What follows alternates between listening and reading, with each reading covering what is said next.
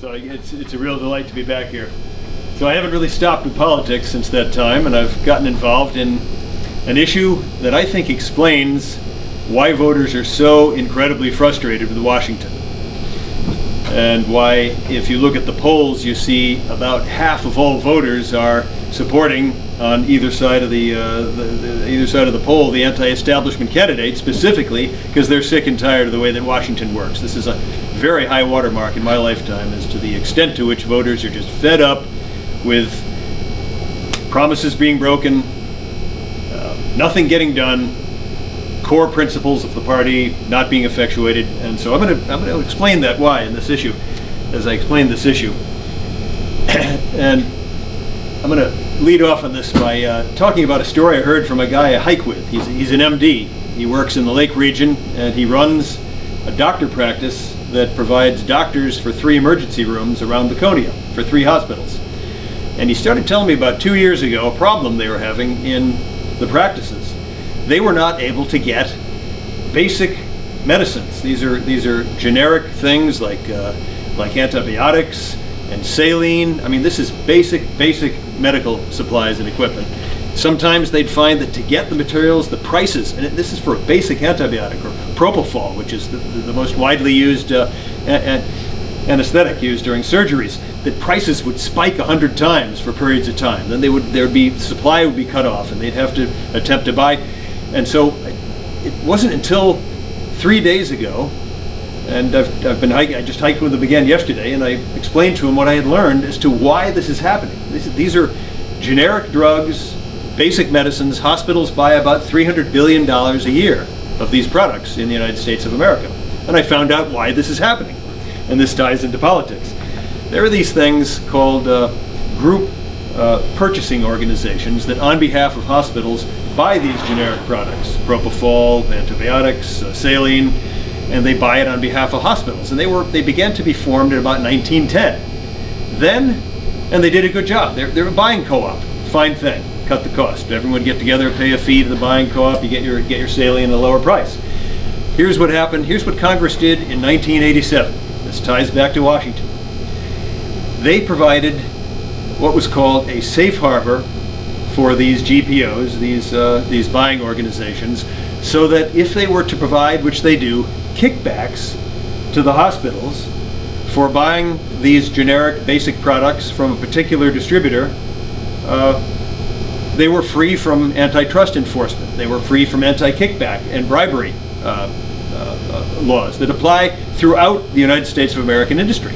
So what's happened since 1987, the rule effectuating this in 1987 was finished in 1991, and between 1991 and now, we've got down to the point where there are 5 distributors for these basic products that buy from manufacturers, and the distributors have managed to work it out by basically selling access to hospitals to monopoly vendors of these products. And what's happened is the number of vendors of very basic stuff, we now buy saline. We're importing saline, which is salt water in plastic bags. We're importing it from Germany. Why is that happening? Because there are no manufacturers in the United States of this product. That's happened because this process has weeded out, it's cut the margins on generic product manufacturers, generic drug manufacturers, to the point where there's only 1 or 2 left, not just in the United States, in the world. And so they're harvesting all these profits. They're suppressing entrance into what should be a competitive marketplace for competition. We believe in this as Republicans. Competition gives consumers better products, better prices. They've got it to the point where they're selling monopoly access to generic products, reducing supply, and they can, by virtue of the reduced supply and the reduced number of vendors, they can jack up the extent to which these kickbacks are legally paid by distributors to hospitals. And we can calculate now through some literature that I've uncovered. We can calculate the cost of this. It's between $30 and $90 billion per year because of this legalized kickback provision passed by Congress in 1987. And this can be changed. And Congress at any time could reduce. And remember, the taxpayers pay about half of this because the taxpayers pay Medicaid, Medicare, Obamacare, CHIP, Children's Insurance. So about half of that, you're talking $15 to $45 billion a year, we could save. Taxpayers and the rest of us who buy medical care outside of Medicare, Medicaid, etc., would also save money in our insurance bills or our out-of-pocket payments for buying propofol and antibiotics more cheaply. So we could do that, and we could save large sums of money by passing a law, about a paragraph long, maybe even a sentence long, removing the safe harbor provision for GPOs. Really simple, really easy to do. Why is this not happening?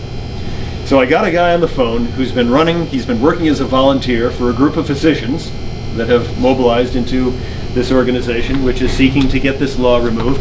And it comes down to a guy named Senator Chuck Schumer.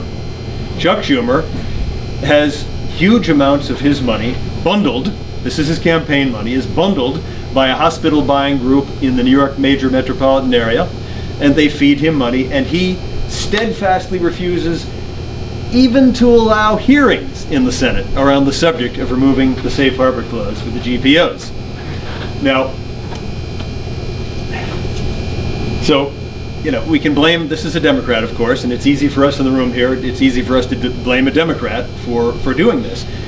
By virtue of him getting campaign money, bundled campaign money, from an organization benefiting from not allowing competition in the United States of America, costing American medicine $30 to $90 billion a year.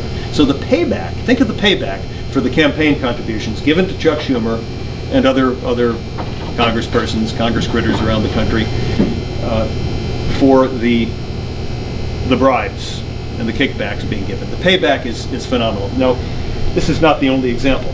I'm going to turn attention to our party, the Republican Party.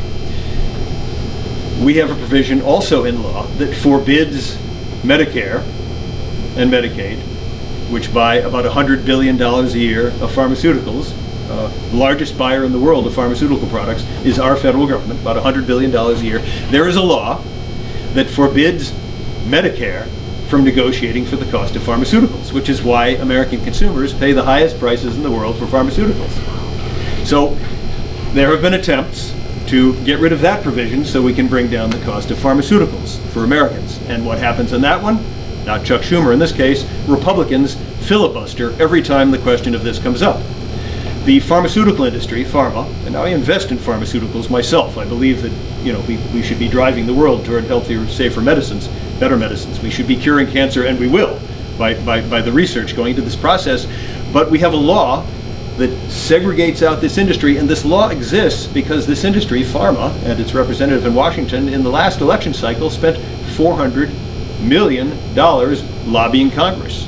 They have 1,200 lobbyists operating in Congress. That's 3 lobbyists or more for every single person inhabiting the halls of Congress and the House and Senate side. So they've paid a lot of money to have a very special law for this particular industry that drives up the cost of pharmaceuticals for Americans. Now, we all know that we have the highest cost medicine in the world. If you translate this into numbers, we pay a penalty for our high cost medicine, higher than anywhere else in the world. Not better, about as good as most other countries in the world in some cases. We pay a 5% of gross domestic product premium in healthcare. So I've just identified 2 places we can do, which wouldn't change much in the structure of medicine, but it would reduce the cost of medicine in the vicinity of $40 to $50 billion per year. This is serious money. And we can do this through very minor changes in law. Why can't we do this? Because we've got a Congress that's flat out bought and paid for. I'll give you a few more examples that bug the heck of me as a Republican. Why is the United States of America in debt? We're in debt to the tune, including unfunded future promises, about $100 billion a year. That's about $1 million per household. There's no way, and we've loaded this vast ocean, this tidal wave of debt onto my son, for example. He's 18 years old, he just went off to college. There's no way that he's going to be able to pay as an average American debt service on $1 million when he forms a household. It's not going to happen, and Congress has done this, both parties. And I hear candidates, for my entire lifetime I've seen candidates, D's and R's, coming to me into our wonderful New Hampshire primary, telling us how we're going to fix the debt. We're finally going to get that under control. Has it happened? It keeps going up. Under our party too. And we talk about it. Candidates will come around telling you how they're going to fix the debt. They don't do it, because they won't deal with problems like this.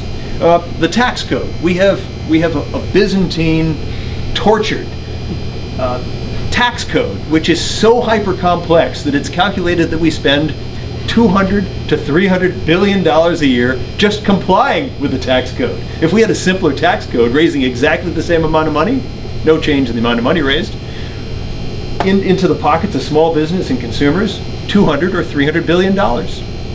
So why do we have a tax code that's so infernally complicated? It's complicated because the complications in the code are paid for by people providing campaign contributions to particular people in Congress who insist on the complexity in that code. So the well-being of America comes second.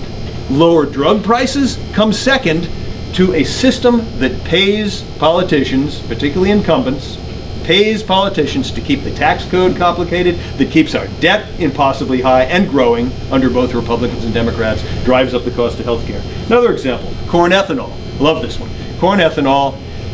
We've seen when the presidential candidates, also all except for Senator Cruz, went down to Iowa. You all saw on the news when there was an audience with the can of corn ethanol in Iowa, and they were all asked if they were going to get rid of the renewable fuel standard.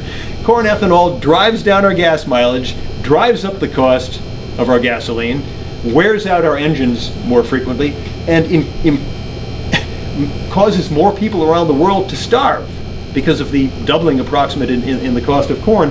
Why do we have corn ethanol mandate? It's not good for the environment. It's not good for food prices. We have it because individuals or entities can amass campaign money that the policy result of which does benefit some number of people, a minority of people, and hurts the United States of America and the average member of the public. Another example, the Export-Import Bank. And you see on both sides, our party, the Republican Party, is big behind the Export-Import Bank. In the year 2012, 80% of all the loan guarantees for export of American products, 80% of all those guarantees in 2012 went to one company, Boeing Aircraft, which helped a couple of airlines in the Middle East and hurt airlines in the United States of America. Why do we have such a thing? Why do we have the Export-Import Bank? Why do we have that kind of crony capitalism where people, a small number of people, small number of companies can get benefits and it tortures our system of free enterprise so that only companies that can hire lobbyists, get down to Washington, get an export-import loan application in place, only companies that are willing to do that get that benefit, and all companies who should be in the business of producing better products and services to customers and competing on that basis, better products, lower prices, better, more, better, faster. That's how competition works. I'm a small businessman myself. That's how I competed. Washington has changed that system. I'll give you one more example, which is Hillary Clinton. I'll come back to Democrats again. Hillary Clinton, and all these things tied to the corrupt campaign money system. Hillary Clinton, when she was Secretary of State, the Department of State approved the sale, and this was a story in the New York Times about 3 or 4 months ago, and I tell this to liberals who are behind Hillary Clinton, and they cannot believe it. It was in the New York Times, so liberals ought to be able to believe this. Hillary Clinton, Secretary of State, approved the sale of 20% of the United States domestic uranium assets to Russia while she was Secretary of State. Okay, let's say that was a good decision. Let's say helping Putin do a better job of whatever he was doing by mobilizing more of uranium assets around the world. But here's what happened. Her husband was paid speaking fees that range from $400,000 to $750,000 for 1-hour speeches in various places around the world, and the Clinton Family Foundation was given tens of millions of dollars by individuals and companies that benefited from this transaction, the sale of U.S. uranium assets to Russia. Now, why were they paying the Clinton Foundation and Bill Clinton so much? Because they knew that this person, number one, was Secretary of State and had potential approval authority. She denies that it was, she says it's approved at a lower level in the Department of State. They knew that she was the likely Democratic nominee for president. Why do you think the Clintons are now, when they came out of office, were worth zero? Remember, they were broke? And now their net worth is $125 million. How do you think that happened? They were selling access. They had no business. They produced no product or service. I don't begrudge someone becoming worth $125 million at all. by producing a more, better, faster product or service. That's not what they did. They sold the well-being of the United States of America to enrich themselves. I'm being a little bit frank here, and I can do that because this is a Democrat. This stuff applies equally to Republicans and Democrats, and it's got to be fixed. We have a Republican and a Democratic presidential primary going on right now. 400 families in America, 400 families have made contributions that fund half of all the spending from DNR candidates in this presidential primary. 400 families. Now, do all of those families have no interest whatsoever in policy outcomes? What do you think? Take a guess. A few do. Most of them have an axe to grind, like the corn ethanol king in Iowa. You know? So, we need to fix this. And I get to show you one more thing. This was just leaked this morning, or yesterday morning. This is a contract between swing state Republicans running for Congress side, and the National Republican Congressional Committee. And this contract for these swing at-risk candidates, of which one of our candidates here in New Hampshire has signed this contract apparently, requires the candidate, and these are incumbents. This is a system by which the Republican Party in the House supports incumbents, and that's a good thing. But here's what is required to effectuate the incumbent candidate side of the contract. You have to put on my glasses and read just one sentence of this. 3 pages. Detailed written legislative strategy that provides short, intermediate, and long-term legislative goals, including political justifications for those goals.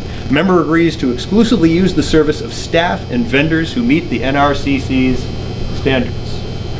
Those are just a couple of paragraphs here.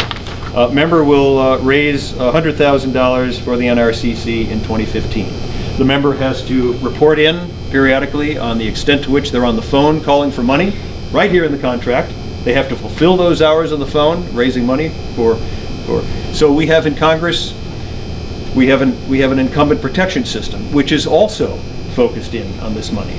And what's happened is we've got the United States of America where policy is now sold to the high bidder. And the high bidder is not the voter of the United States of America, it's the high bidder. It's a very tiny fraction of Americans, and it's got to change. And the reason that we're so frustrated, I'm frustrated about the fact that Republicans have not balanced the budget in years. We have a House and a Senate controlled by Republicans. Is the budget balanced? No. We're at a sweet spot in the cycle right now. It's going to go haywire in the next 3, 5, 6 years. 10,000 baby boomers are retiring every single day. Got to deal with this stuff. How many candidates do you hear talking about specifically how that's going to be done? All these things I've talked about has got to change. And the way to change this is we've got to create a system, and this is where NH Rebellion comes in, and I'm speaking here on behalf of NH Rebellion. I'm the board of them. Those are the folks who have been doing the marches around the state, the march from the North Country and from Portsmouth and Keene, marching, and people are holding signs, and yeah, it's mostly people on the left holding those signs, but I'm also on the board of a organization called Take Back Our Republic, which is started by John Pudner about 9 months ago. John Pudner is the campaign manager who got Dave Bratt elected and took out Eric Cantor in Virginia. And John Pudner has been a political campaign manager and political operative for about 25 years. His clients were always anti-establishment types. He went out and recruited Dave Bratt, made sure that it was a one-on-one race, one anti-establishment, one establishment guy, and he won. And I don't know if you remember, you folks, back in 2014, Dave Bratt's budget was less than Eric Cantor's steakhouse budget. Remember that one? He won because Americans want this to change. So John Pudner started an organization for conservatives on the right that is also willing to face up to this problem of the fact that we've got to end bought and paid for politics and policy going to the high bidder in the United States of America, because we, the American people, are being sold out by this process. It's why we're frustrated. So these organizations, NH Rebellion, there is agreement around a few things. There's disagreement around other things. We disagree between the two organizations, left and right, on how much money should be allowed to be spent. Things like Citizens United. I'm in favor of having no limits on contributions directly to candidates, as long as they're reported in real time. People on the left, like Wolfpack and others, would like to see Citizens United overturned with a constitutional amendment. I don't think that'll fix the problem. Where there's agreement between the organizations, and I think this is the critical piece, is we need a system by which candidates who need money to get elected. That's a reality. And I'm not in favor of banning money, because money is like, it'll come through the dike. You can ban money. We've attempted. After Nixon, McCain, Feingold, the money will get to candidates somehow. People with money will buy policy, and that's a fact of life. And it's First Amendment. People have a First Amendment right to spend their money, in my view, on anything they wish politically. If you want to spend $1 million having a candidate talk about your point of view, you should be free to do that if you have that $1 million. That money ought to go directly to candidates instead of super PACs. So the candidate can control the money and be accountable for what is said. And it ought to be reported in real time. Now here's the common part between NH Rebellion and Take Back Our Republic and the only solution to this problem. We've got to democratize the process by which candidates can raise money from regular people. So I'm proposing, and others have proposed, a voucher system, where each voter in the United States, each legal voter in the United States is given a $50 voucher that they can spend during a 2-year cycle on any candidate for Congress that they can vote for. And it would create a pool of money, and yeah, here's the big negative, it's about $4 billion a year. Now compare that to the cost of that little thing I talked about with the GPOs, $15 billion a year. That money could be saved with a 1-paragraph law. We could pay for this $4 billion a year in about a quarter second if we had candidates elected to Congress who were accountable to the people of, by, and for the American people. We can do this by giving regular voters the power to have enough money so that candidates who want to be accountable to the people can go to the people to raise enough money to get ads on TV and hire people and be competitive to candidates that wish to voluntarily also be a special interest dominated, controlled, and paid for candidate. So we'd have competitions like they do in Maine. In Maine, they have a system somewhat like this. It's not exactly the same. They have public financing. Dirty word to Republicans, but this is what it comes down to, is creating a pool of money sufficiently large. In Maine, 85% of all members of their House and Senate at the state level are publicly funded. And it's changed Maine politics, and the Secretary of State in Maine is compelled by law to do a survey every 4 years to find out how has this changed Maine politics. It's been operating there since the year 2000. They found, and people who are in office say this, now I can spend all my time talking with voters that I represent. And if a lobbyist comes to me, I'll listen, sure. But there's no special clout that they have. I just listen to them, and if they have good information, I listen to it. But I spend all my time talking with voters and learning from them and deciding how to represent them best. So we can do this in the United States. It requires a statutory change. Congress has the power to do this. And one of the things we're hoping, that New Hampshire Rebellion is hoping for, is that more folks will, particularly Republicans, because Democrats have their ideas, which overturning Citizens United, banning speech in a variety of ways. I mean, that is an approach. Democrats are just as frustrated as we are, but there are approaches that we can agree on that I think meet conservative values better. Ask the candidates for president. They're coming through our state. Ask them what they're going to do about a system where we got policy in the United States bought and paid for. How are we going to get Congress to get rid of this safe harbor for GPOs? There's a way to do it. They've just got to be accountable to the people, and they've got to be able to raise enough money from the public to mount a viable campaign. Happy to hear other ideas. I'll stop there. I'm working on this. So a lot of my time, volunteer since September last year when I lost the election. Love to hear thoughts about it.